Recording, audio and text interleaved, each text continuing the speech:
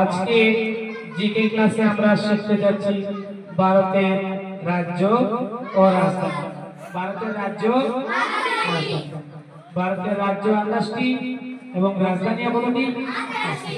সর্বপ্রথম অসম, দিশপুর, অরুণাচল প্রদেশ, ইটানগর, মেঘালয়, শিলং, মণিপুর, ইম্ফল, মিজোরাম, আইজল, নাগাল্যান্ড, কুইমা, সিকিম, গ্যাংটক, পশ্চিমবঙ্গ, কলকাতা, বিহার, পাটনা, ঝাড়খণ্ড, রাঁচি, ওড়িশা, ভুবনেশ্বর, ছত্তিশগড়, রায়পুর, অন্ধ্রপ্রদেশ, হায়দ্রাবাদ, তামিলনাড়ু, চেন্নাই, এরকম ধারাবাহিকভাবে আমরা পুরো 28টি রাজ্যের নাম শিখব। কতটি রাজ্যের নাম এবং তাদের রাজধানীর নাম এবং তাদের